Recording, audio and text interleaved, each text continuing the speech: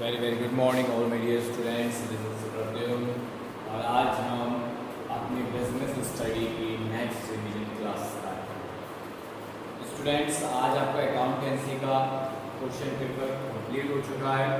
बच्चों ने किए भी हैं, टेस्ट दिया है, अच्छा टेस्ट दिया, बट कुछ बच्चों ने टेस्ट नहीं दिए हैं। दिस इज़ वेरी बैड, ठीक है ना।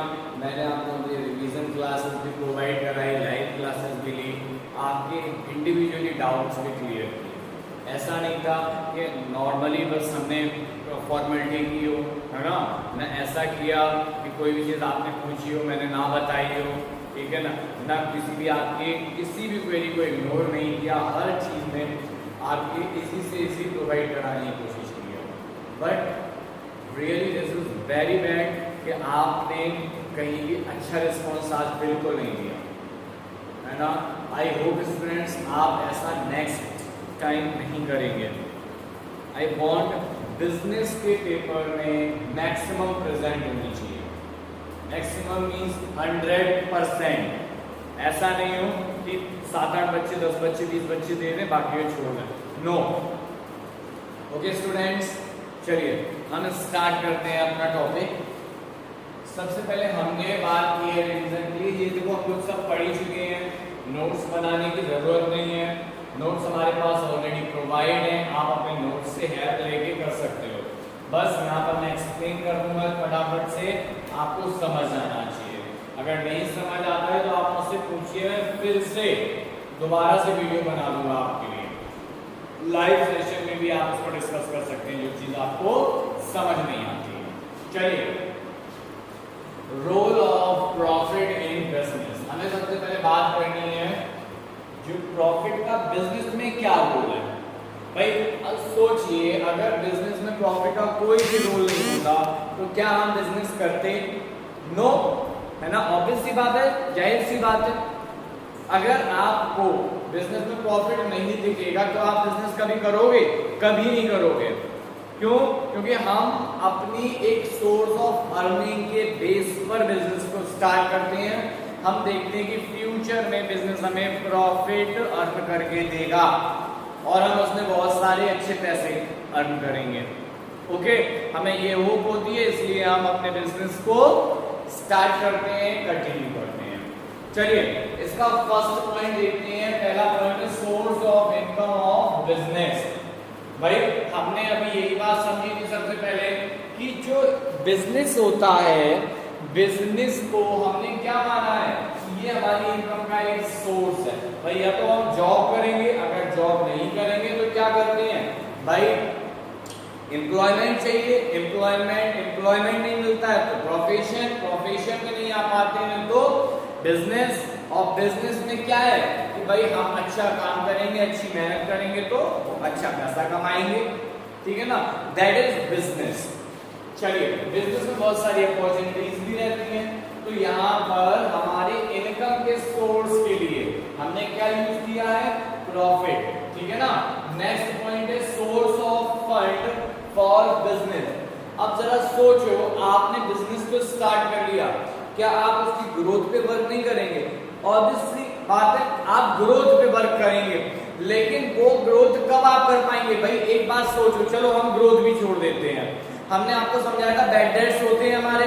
बैड डेट्स कब होते हैं? जब हम डेबिटर्स अपने जनरेट कर लेते हैं, यानी कि हमने क्रेडिट सेल की। अब बैड डेट्स हो गए, ठीक है ना।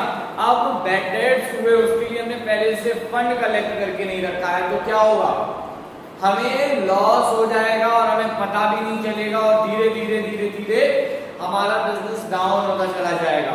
तो ध्यान रखिएगा, जब हमारी प्रॉफिट होगी तो प्रॉफिट से हम क्या करेंगे? फंड कलेक्ट करके रखेंगे। और फंड का मोटो होता है कि जो फ्यूचर में अनसर्टेन लॉसेज हैं या फिर अनसर्टेन एक्सपेंडिचर्स हैं, उनसे बिजनेस को बड़ा झटका ना लगे, उनसे बिजनेस को बचाने के लिए। नेक्स्ट पॉइंट है इंडेक्स ऑफ परफॉर्मेंस। अच्छा एक बात बताइए, क्या कभी ऐसा होता है आप पढ़ते चले जाते हो, कभी कंपैरिजन नहीं करते? ऐसा होता है क्या? नो। हर साल छोड़िए, हर यूनिट टेस्ट टेस्ट आपने देखे होंगे, क्या है, 2-3 महीने के बाद आपके यूनिट टेस्ट होते हैं, हाफ ईयरली होते हैं, ईयरली होते हैं। ये क्या है, ये आपका कंपैरिजन है। अगर देखी जाए तो आपकी परफॉर्मेंस है कि आप कैसा परफॉर्म कर रहे हैं, आप कैसा पढ़ाई कर रहे हैं। अगर आपके एग्जाम नहीं होंगे तो क्या आपकी परफॉर्मेंस का एनालिसिस किया जा सकता है? हम देखेंगे कि भाई एक बच्चा है जो पहले अच्छा पढ़ रहा था, अब अच्छा नहीं पढ़ रहा, उसके नंबर कम हो गए, मार्क्स कम हो गए, फिर रीजन पता करते हैं, उस रीजन पे काम करते हैं, ठीक है ना। ये होता है एक्चुअल कॉन्सेप्ट। अब अगर बिजनेस से हम प्रॉफिट ही हटा दें, प्रॉफिट का मीन ही नहीं रह गया, तो फिर हम परफॉर्मेंस को आपस में कंपेयर या एनालिसिस कैसे करेंगे? So this is index of performance. भाई क्या होगा, प्रीवियस ईयर में हमने कितना प्रॉफिट गेन किया, पता चलेगा कि एक सर्टेन अमाउंट हमने गेन कर ली। अब दिस ईयर में हमने कितना गेन किया, ठीक है ना, और नेक्स्ट ईयर में हमारा क्या प्रोजेक्ट है। हो सकता है हमें प्रॉफिट हुई तो हो लेकिन कम क्वांटिटी में हुई हो, भाई कम हुई हो प्रॉफिट। हो सकता है प्रॉफिट छोड़ो हमें लॉस हुआ हो। हम भाई लास्ट ईयर हमने अगर 1 लाख रुपीज प्रॉफिट गेन किया, इस ईयर में 80,000 गेन किया, तो सोचने वाली बात है ना कि 20,000 रुपीज क्यों डिक्रीज हो गए। अगर किसी रीजन से डिक्रीज हुए तभी तो हम उसके ऊपर वर्क करेंगे ना। अगर हम ध्यान नहीं देंगे तो क्या हम वर्क कर पाएंगे कभी इसके ऊपर? नो। और धीरे धीरे क्या होगा, बिजनेस की गड़बड़ी बढ़ती चली जाएगी और धीरे धीरे बिजनेस ठप हो जाएगा। चलिए नेक्स्ट पॉइंट है रिवॉर्ड फॉर रिस्क टेकिंग।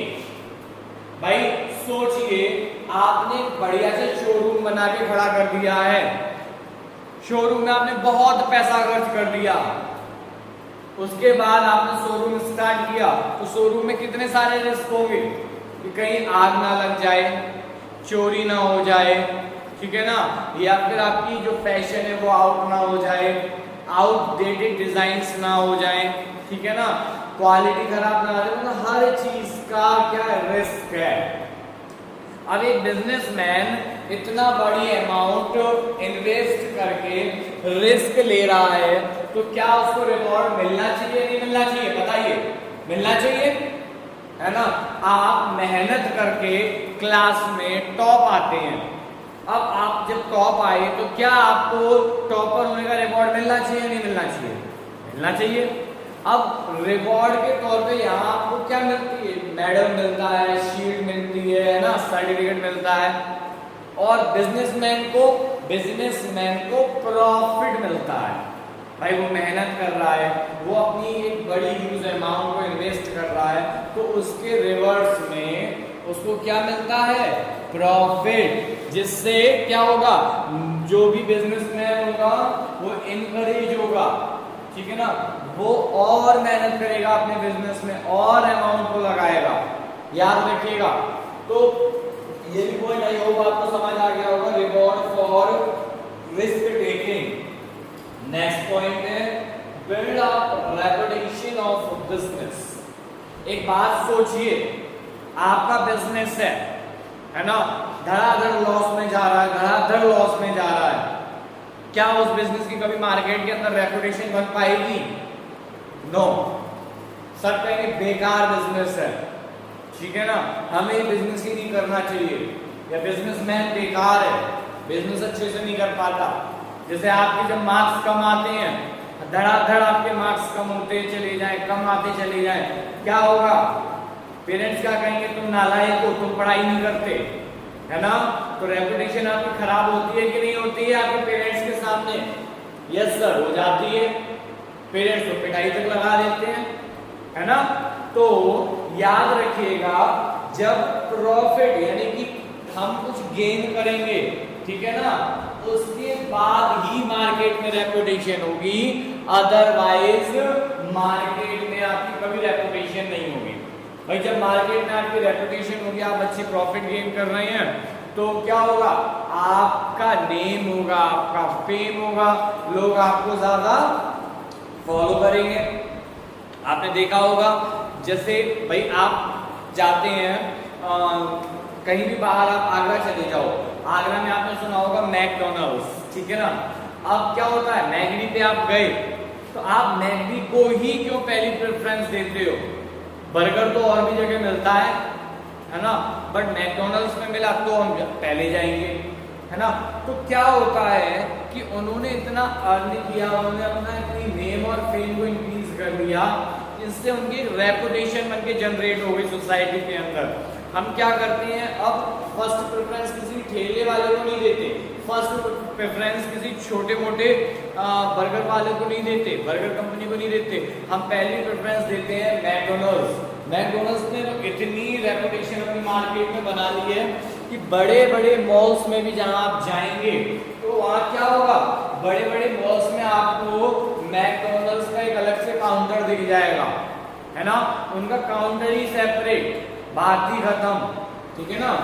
चलिए नेक्स्ट हमारा concept type of business risk. हम यहाँ बिजनेस रिस्क की बात करने वाले हैं कि बिजनेस में कौन कौन से रिस्क होते हैं।